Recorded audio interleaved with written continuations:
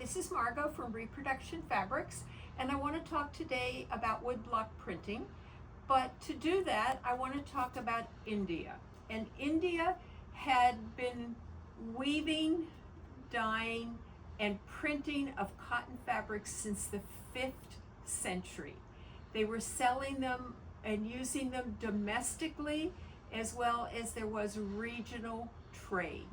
So chambray is something which is a off-white warp and a colored weft. Think of blue-collar workers, that was readily available, as well as yarn dyed. Could have been a stripe or it could have been a plaid. So this is basic domestic production. And then wood blocks. Oh my goodness. So some of the production of the very finely woven goods came into Europe during the Middle Ages through the Levant. That's the eastern area of the Mediterranean. That trade was blocked off, and I think of the Middle Ages, this is roughly 500 to 1500. That trade was blocked off with the rise of Solomon the Magnificent, and his kingdom ran basically from Egypt up to Bosnia-Herzegovina. But the fabrics that did come in during the Middle Ages, I would think may have been like a very fine batiste. They were referred to as woven air. So India was using then block printing, and I have some lovely blocks here that you can see. These have been what I call gouged out to produce the design, and they have a handhold on the back.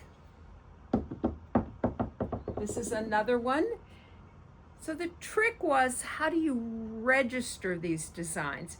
And you can see here where there's a little nub here, and the block printer, when he went to do the adjacent print, he would then snug it into this little depression here. And Cheryl, who works here at the store, this is the first block I showed you. She did a rubbing so you could see, and this is the second block, and here's that little nub that sticks out. So with block printing, and you often see a picture of the printer. So it's a two-person operation. There's something called a tare boy, T-A-R-E, and he's working with a tub, so to think of half of a wine cask that somebody would plant flowers in their front yard. That would be filled with dye stuffs, which could be a mordant, covered, the top layer of the liquid would be covered with felt, and he would, the tare boy, would charge the wood block and hand it to the printer, sort of like an ink pad nowadays that we would think of.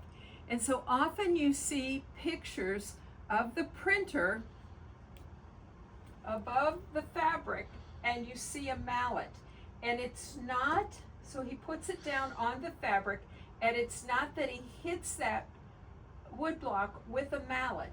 What he does is during the day, let's say he's 2 inches above, and he lets it drop. And then the next time he puts it down, he's 2 inches above, and it lets it drop. And I was told this while I was in the museum in Malouse, and the reason was he would whack it differently at 8 in the morning than he would in 3 in the afternoon. So this is some consistency. And when it comes to registration, I have this skirt here, and you can see where the outline on the elephant is nicely registered here, but look how whoever did the outline print here, it's off. So being consistent and registering, being consistent with how hard you hit the wood block, registering it correctly, these woodblock printers had very, very high skill sets. So it's said that India clothed the world in cotton from 1600 to 1800, and it was a side hustle from the spice trade. The British East India Company got its charter from the first Queen Elizabeth in 1600.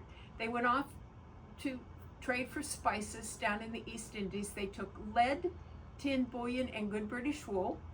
When they arrived, spice merchants were not impressed. They already had established trading relations with the Portuguese that had gotten there earlier, and they were not impressed with what they brought for trade. But the British were good businessmen. So they asked around and what is it that you want? What can we bring next time that would facilitate this? And they said, oh, we really like the cottons coming out of India. So the next sailing season, and it might have been 1602, they stopped in India. Once again, lead, tin, bullion, and good British wool. They traded for some cottons. They went down to the East Indies. They were better received, and they traded for spices. I have seen some journal entries about what that good British wool was used for in India, and it was for tents when they went out on progress, as we would say, or for elephant saddles. So the Brits come back to London, to the docks. They unload the spices, which sell quickly, and they bring out some of their leftover fabrics. They're just out there on the docks. They're sold to the middling class of people that are roaming around on the docks. And they were, I suspect, they were the chambrays, the yarn dyes, and the block printed ones. And here's a line called Bangalore from Cloud9 that we're carrying that are really good examples of the skill sets of the Indian craftspeople in producing block prints. Here are two other examples I had out for my talk this weekend. So at this time, and I've seen a quote from 1643, these cottons, which were very well received by the Brits that brought them, they were comfortable to wear. I imagine London can get humid like it is here in Minnesota.